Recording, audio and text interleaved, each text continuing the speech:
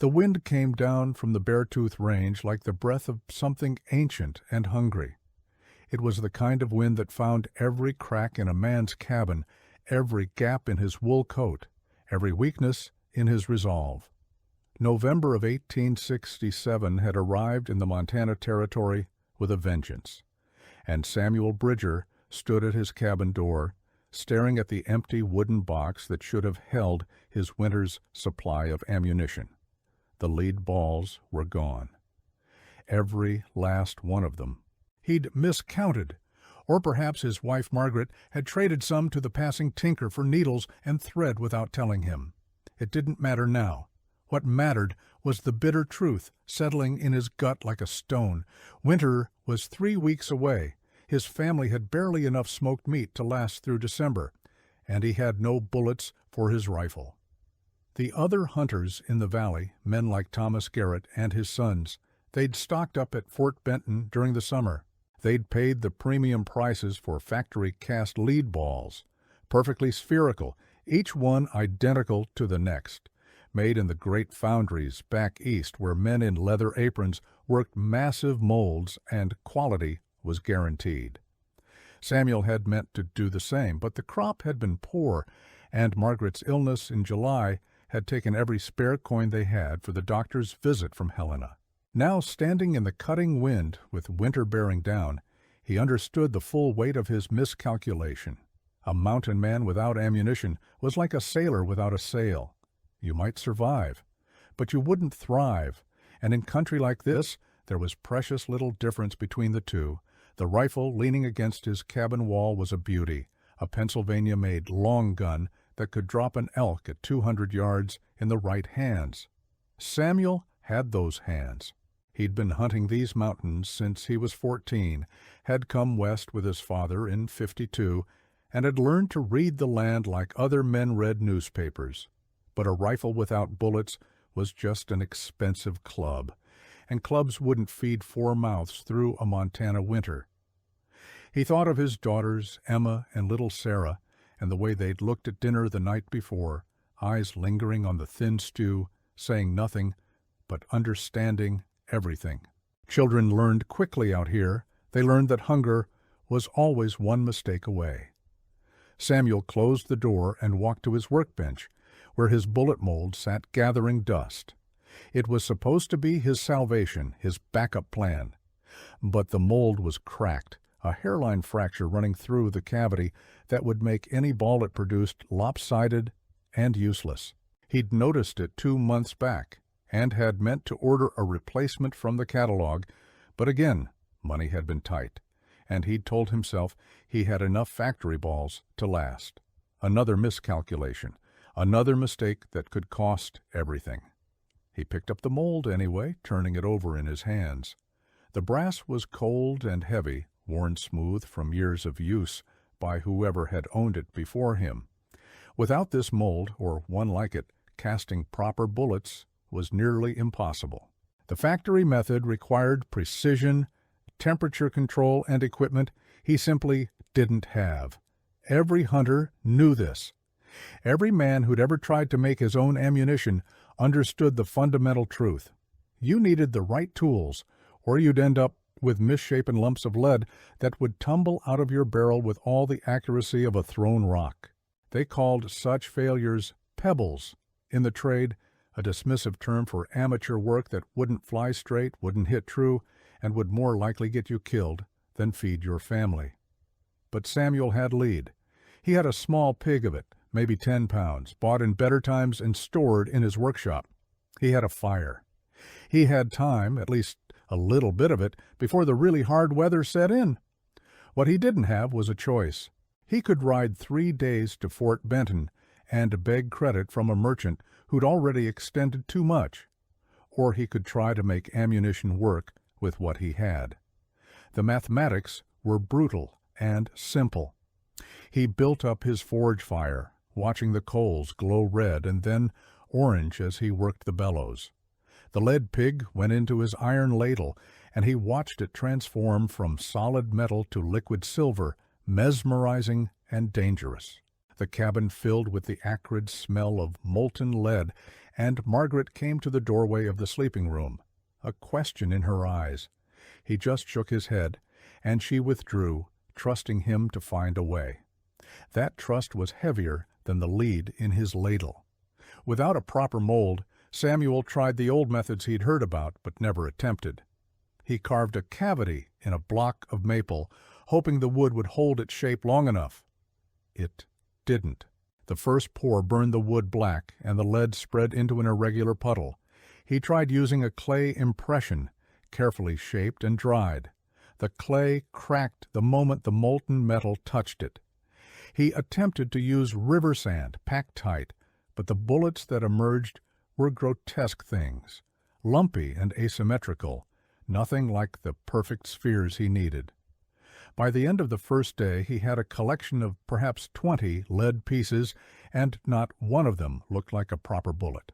They were pebbles, just as the term implied, rough, misshapen, some with bits of debris stuck to them, others with air bubbles that created cavities in the metal. He lined them up on his bench and felt something close to despair. These wouldn't fly straight. They'd tumble end over end, losing power and accuracy with every foot of travel. A hunter might as well throw them by hand for all the good they'd do. That night Thomas Garrett stopped by, ostensibly to borrow a saw blade, but really to check on the Bridger family, as neighbors did out here. He saw the failed bullets on the workbench, and his weathered face creased with something between pity and amusement. Thomas was a good man, but he was also practical to the point of brutality, and he didn't pull his punches. "Lord have mercy, Samuel," he said, picking up one of the misshapen lumps. "These look like something my grandson would make playing in the creek." He turned the rough piece of lead over in his thick fingers. "You can't hunt with pebbles, son. These won't kill anything bigger than a squirrel, and even then you'd have to be close enough to club it. You need proper ammunition, factory-made. I could spare you a dozen balls, maybe, to get you through till spring." A dozen balls. Maybe 3 good kills if he was lucky and careful, and luck and care wouldn't stretch 12 bullets through 4 months of winter. Samuel knew it, and Thomas knew it too, but the offer hung in the air between them, charity wrapped in neighborly concern. Taking it would mean admitting defeat, accepting dependence, and starting down a slope that ended with Samuel Bridger being known as the man who couldn't provide for his own family. Pride was a luxury out here, but it was also sometimes the last thing a man had to keep him upright. "I appreciate that, Thomas," Samuel said carefully, "but I've got lead, and I've got time. I'll figure something out." Thomas set the malformed bullet back on the bench with a soft click. "Suit yourself," he said, not unkindly. "But the weather's turning. You don't have as much time as you think." He paused at the door. "And Samuel? Even if you could make bullets with what you've got, they wouldn't be worth a damn. A projectile needs to be balanced, needs to be smooth, needs to be uniform. That's not opinion, that's physics. Those pebbles of yours will never fly true." After Thomas left, Samuel sat in the growing darkness of his cabin, listening to the wind pick up outside. The hunter was right, of course. Everything Samuel knew about ballistics, everything he'd learned from his father and from 15 years of hunting these mountains, confirmed what Thomas had said. A bullet needed symmetry. It needed to be a perfect sphere, so it would spin true down the rifled barrel, so it would fly straight to its target, so it would hit with all its force, concentrated in one devastating point. Anything else was a waste of lead and powder, and out here, wasting either one could mean the difference between survival and starvation. But there was something else nagging at the back of Samuel's mind, something he couldn't quite articulate. He'd seen things in his years hunting that didn't match the conventional wisdom. He'd seen poorly made arrows from young Indian boys still bring down deer because they hit in the right place. He'd seen rocks thrown by skilled hands do more damage than anyone would expect. And once, helping a trapper extract a lead ball from a bear's skull, he'd noticed how the deformed metal had actually done more damage than it should have, tearing through tissue in ways a perfect sphere might not have. The thought was heretical in its way. Every bullet maker, Every gunsmith, every manual on marksmanship insisted that perfection was the goal. Smoothness, symmetry, uniformity. These were the holy trinity of ammunition making, and to question them was to question generations of accumulated knowledge. But Samuel couldn't shake the nagging sense that maybe, just maybe, the conventional wisdom was wrong, or at least not entirely right. The problem was survival, not theory, and survival had a way of forcing a man to reconsider everything he thought he knew. The next morning Samuel rode up to the high meadow where old Jacob Three Feathers sometimes camped. Jacob was Crow, though he'd lived most of his adult life trading and trapping with white settlers, and he had a knowledge of the mountains that went back to stories his grandmother had told him, stories that went back to her grandmother. If anyone might look at Samuel's problem from a different angle, it would be Jacob. He found the old man tending a small fire, working on a deer hide with practiced strokes of his scraping tool. Jacob looked up as Samuel dismounted, his dark eyes reading the situation before Samuel said a word. That was Jacob's way.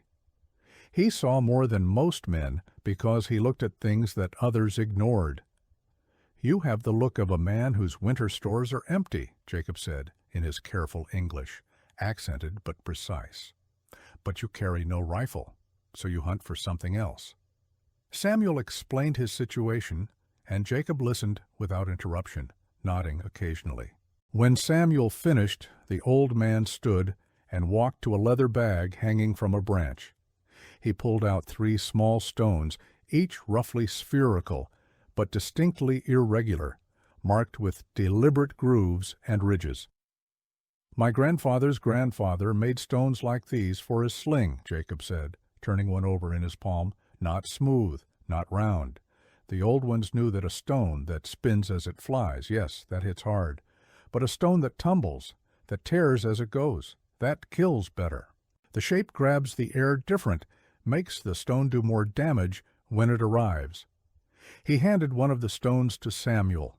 It was heavier than it looked, and the grooves cut into it were clearly intentional, not the product of random wear. "Your people, they learned to make everything perfect," Jacob continued. "Perfect bullets, perfect lines, perfect houses.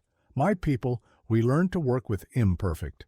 Sometimes imperfect is stronger than perfect, because imperfect knows how to bend, how to adapt." He looked at Samuel's face, seeing the doubt there. Or maybe old Jacob is just telling stories to feel wise. But I know this. When my grandfather hunted buffalo, his arrows were not straight like yours. They had a little wobble, little curve, and those arrows went deeper than the straight ones, made the buffalo fall faster. "Lee."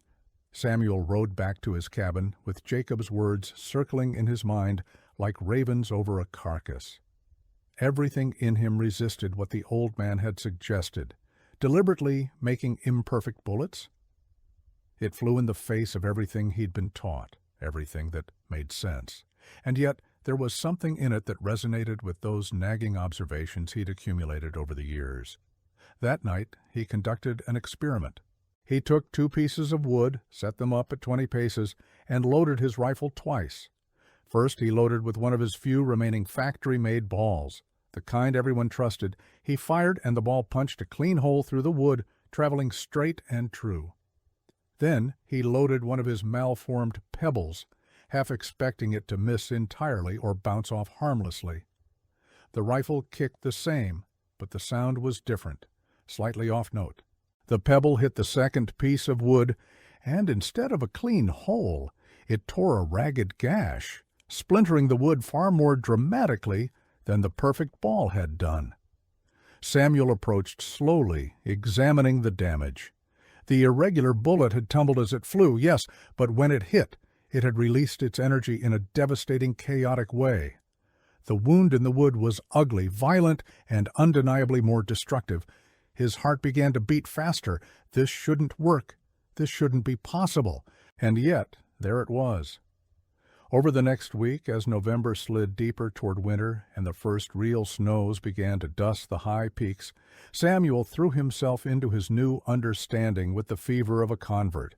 He wasn't trying to make perfect bullets anymore. He was trying to make effective ones, and he was beginning to understand that those might be two very different things. He experimented with different shapes, different weights, different surface textures. He discovered that bullets with deliberate grooves cut into them seemed to spin in a way that stabilized their chaotic tumble, making them devastating without being entirely unpredictable. He found that slightly elongated forms, something between a sphere and a cylinder, carried more weight forward and hit harder. He learned to adjust his powder charges to compensate for the different ballistics of his irregular ammunition. The work was painstaking and counterintuitive, and every time he held up one of his creations to examine it, part of him still whispered that he was wasting time and lead. The bullets looked wrong. They felt wrong. They violated every principle he'd been taught. Some had flat faces, some had ridges running along their length, some were deliberately asymmetrical. If Thomas Garrett had seen them, he would have laughed out loud and called Samuel a fool. If the gunsmiths back east had examined them, they would have shaken their heads at such primitive, ignorant work. But when Samuel tested them against blocks of pine and oak, against wet clay and packed snow, he saw results that couldn't be denied. The irregular bullets did something perfect ones couldn't. They tore. They ripped. They transferred their energy in a chaotic, devastating way that a smooth sphere simply didn't. A perfect ball would punch through a target, sometimes barely slowing down. Samuel's pebbles would hit and then come apart, or tumble, or expand, creating wound channels that would drop an animal faster and more reliably. He began to develop a method, a system of imperfection that was actually more consistent than his failed attempts at perfection. He would pour the lead into rough molds, let it cool, and then deliberately modify each bullet with files and knives, creating grooves and ridges that matched a pattern he was slowly perfecting through trial and error. The bullets that emerged from this process still looked like pebbles to the untrained eye, rough and homemade and amateur. But to Samuel's increasingly educated eye, they looked like potential. They looked like survival. Still, theory and practice on pine boards were one thing. A living animal was something else entirely. The real test would come when he faced game, when all the calculations and experiments would either prove themselves in blood and meat or fail and leave his family hungry. The test came on a morning in late November when the sun rose pale and cold over a landscape transformed by the first heavy snow. Samuel was checking his trap line along the creek when he saw the tracks. Bull moose, a big one by the size of the prints pressed deep into the fresh snow. He followed the tracks carefully, his heart starting to pound not from exertion, but from the sudden understanding of what he'd found. Moose were ghosts in these mountains, and bull moose in late autumn, ready for winter and carrying all the fat and muscle they'd built up through the summer, were especially rare. A single bull moose could provide 600 pounds of meat, maybe more. That was a winter's worth of food for his family, possibly enough to trade some to neighbors and restore his standing in the community. But moose were also dangerous, especially the bulls, and they were notoriously hard to kill.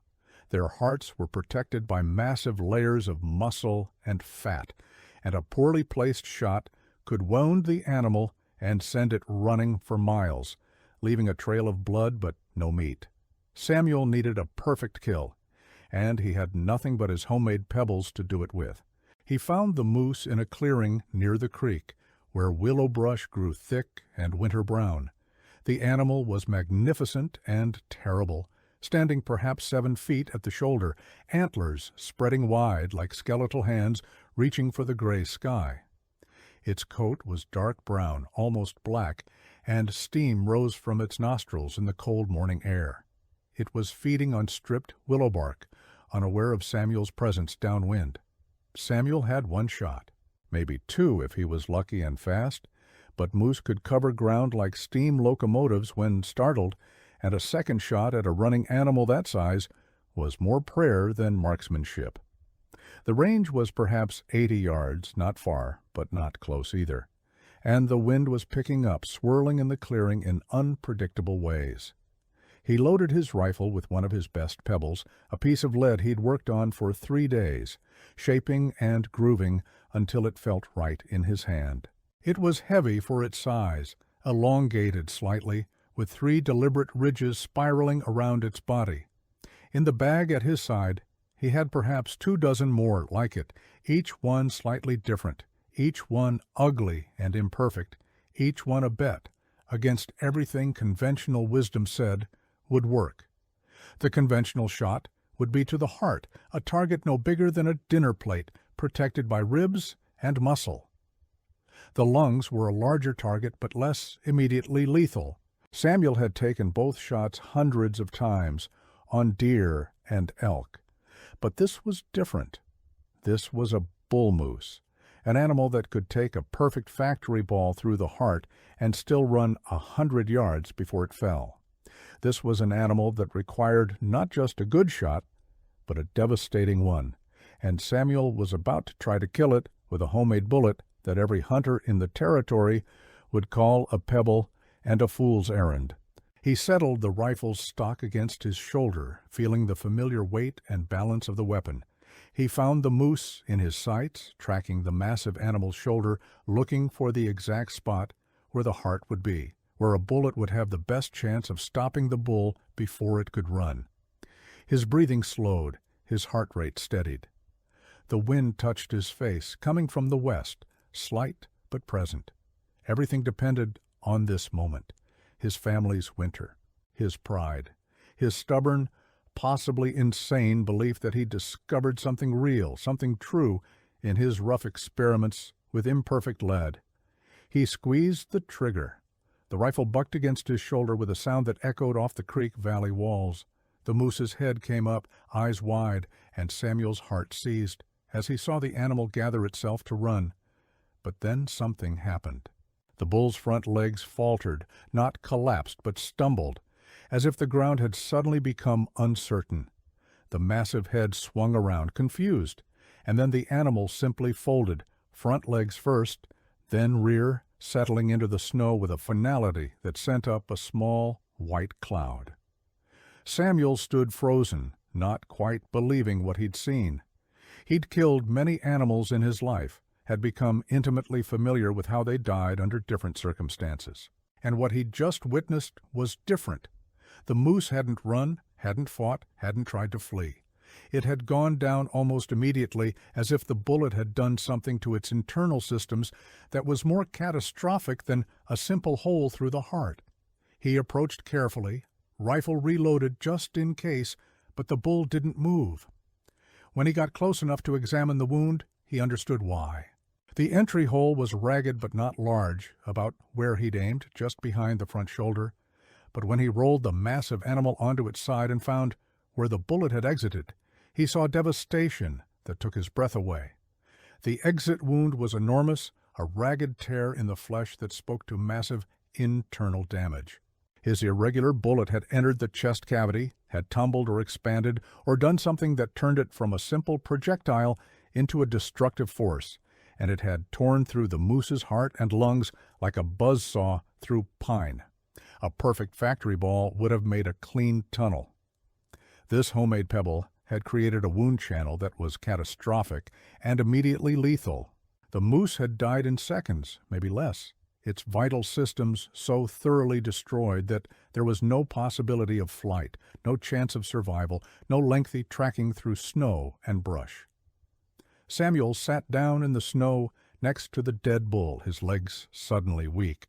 He pulled the bag of his homemade bullets from his coat and looked at them, really looked at them. They were ugly. They were rough. They were everything that professional ammunition makers would reject and every experienced hunter would mock. And they worked. They worked better than the perfect spheres that cost $1 each at Fort Benton. They worked because Samuel had stopped trying to make them perfect and had started trying to make them effective.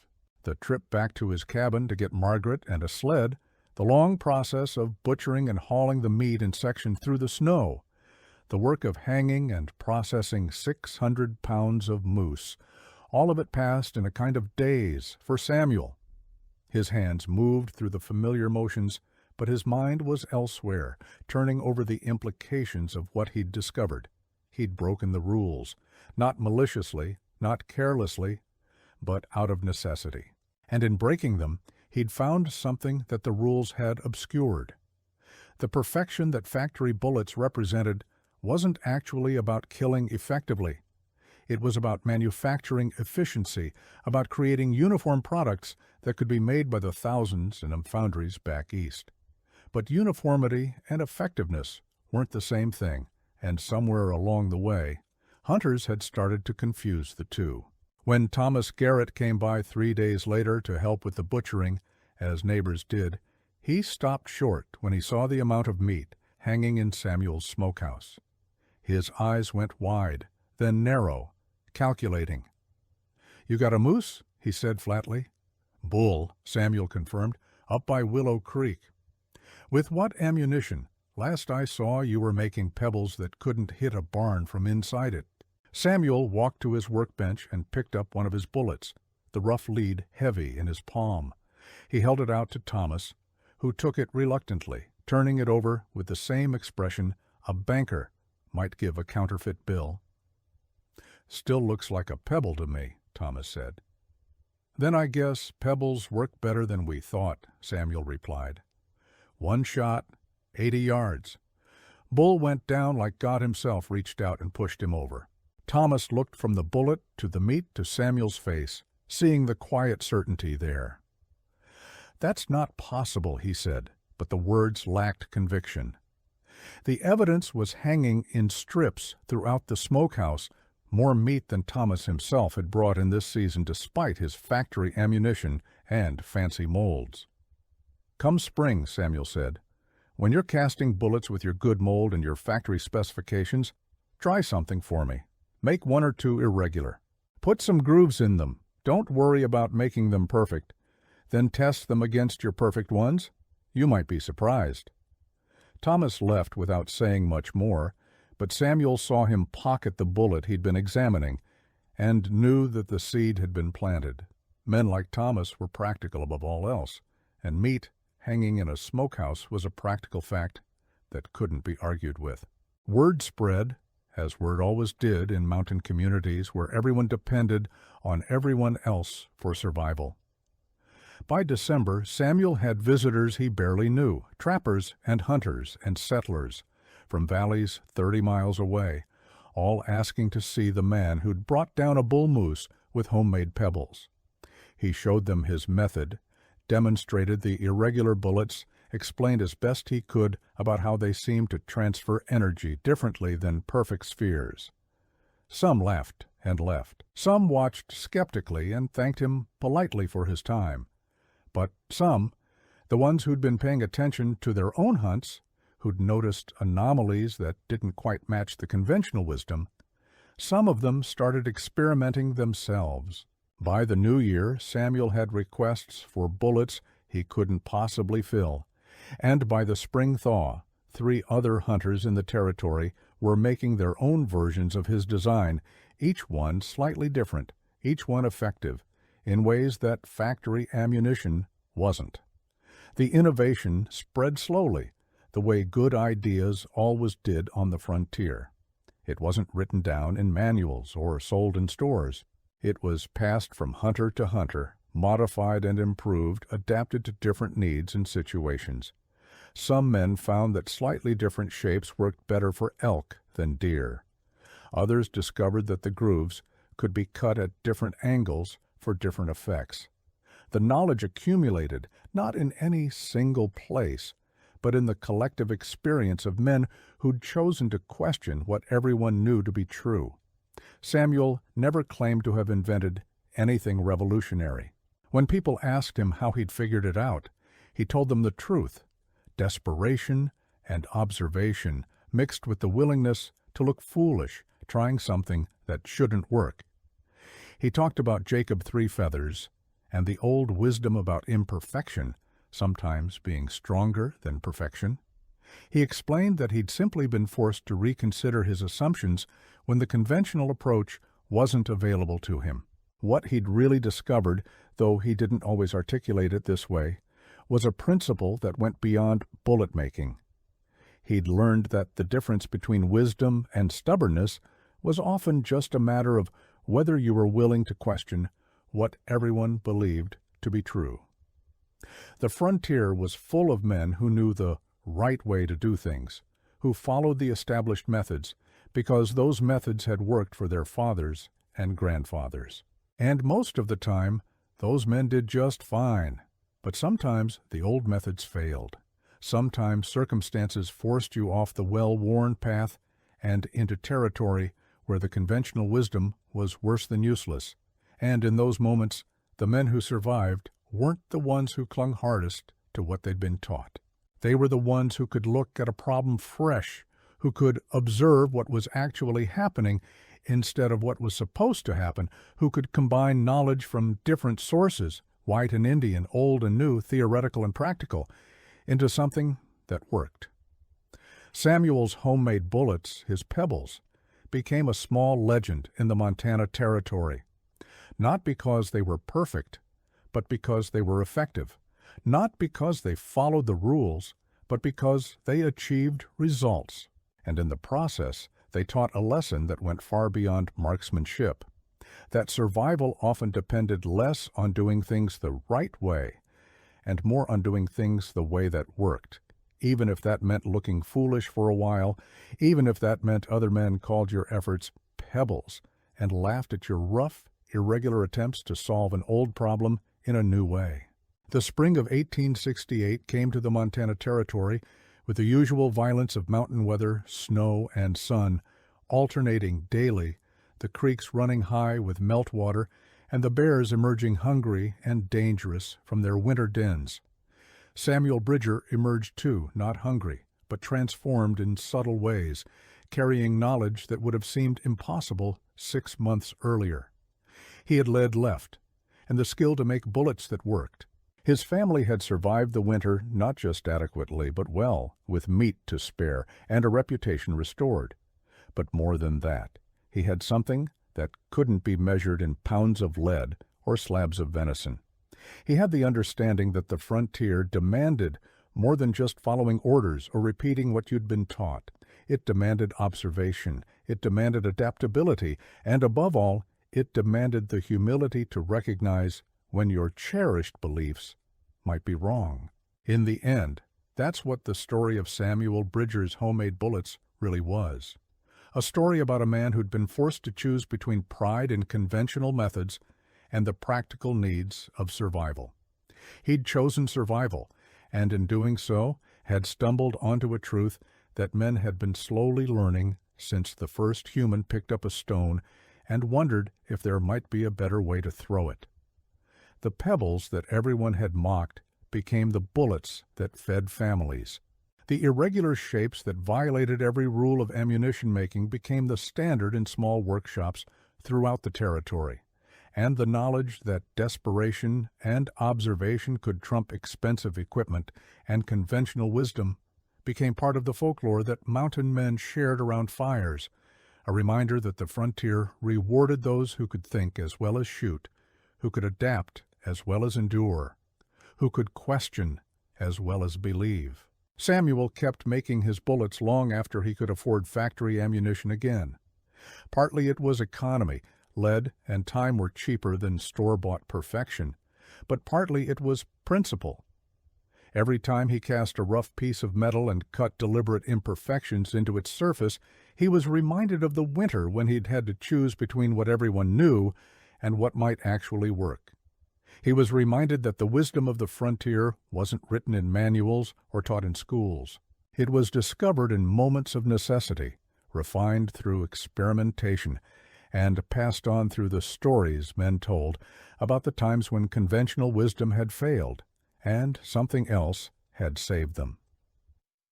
The moose meat sustained his family through that winter and into the spring, but the lesson sustained something deeper, the understanding that human knowledge was always incomplete, always evolving, and always depended on individuals brave enough or desperate enough to question what everyone else took for granted. Samuel had started that November with empty ammunition boxes and a growing sense of panic. He'd ended it with a smokehouse full of meat and a method that would spread through the territory and beyond, carried by men who'd learned that sometimes the greatest innovations came not from perfection, but from the willingness to work with what you had and make it enough. That was the real secret of survival on the frontier, the thing that separated those who thrived from those who merely endured. It wasn't about having the best equipment or the most refined techniques. It was about understanding principles instead of just memorizing methods. It was about observing what actually happened in the world instead of what was supposed to happen. It was about combining wisdom from different traditions, Jacob Three Feathers' knowledge of deliberate imperfection, the factory's pursuit of efficiency, and Samuel's own desperate experiments in his cabin workshop, into something new that worked better than any single tradition alone. The men who called his bullets Pebbles had been right, in a way. They were rough, irregular, imperfect by every standard measurement, but they'd been wrong about what mattered. Because when winter came and families needed meat, and a bull moose stood in a snowy clearing, perfection turned out to be less important than effectiveness. Theory turned out to be less valuable than practice. And the ugly little pebbles turned out to hit harder, penetrate deeper, and kill cleaner than the expensive factory balls that everyone had trusted. That truth rippled outward from Samuel's cabin like waves from a stone thrown into still water. Other hunters experimented and found similar results. Gunsmiths began to question assumptions they'd held for decades. Young men heading west heard the story and learned a lesson that would serve them better than most of the advice they'd receive, that the frontier rewarded observation and adaptation more than it rewarded rigid adherence to established methods. By the time Samuel was an old man, gray-bearded and bent from decades of mountain living, the story of his homemade bullets had become something of a legend, retold and embellished around campfires throughout the West. Some versions had him killing a grizzly with a single pebble. Others had him teaching the method to an entire Indian tribe. The details varied, as details always do in stories that pass through many mouths. But the core truth remained. A man with nothing but necessity and observation had discovered something that men with all the advantages of education and equipment had missed. And the lesson embedded in that story became part of the unwritten wisdom that the frontier taught to anyone willing to learn. That survival wasn't about perfection. It was about effectiveness. It wasn't about following rules. It was about achieving results.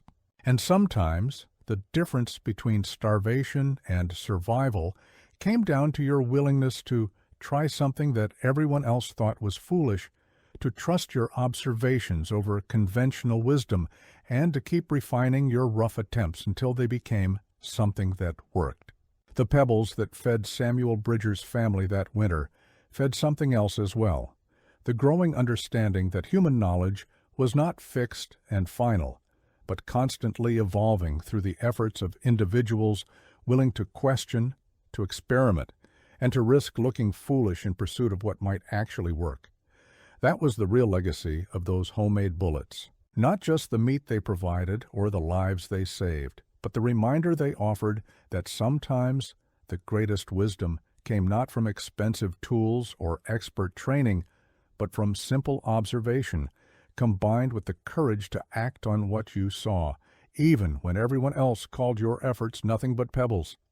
And in the end, that lesson proved more durable than the bullets themselves, more valuable than the moose meat, more important than any single innovation, because it taught men something that the frontier required, and civilized society often forgot, that the world rewards those who can adapt their thinking as readily as they adapt their clothing, who can question their assumptions as readily as they clean their rifles, and who understand that the difference between a pebble and a bullet often depends less on the object itself and more on the understanding of the man who uses it.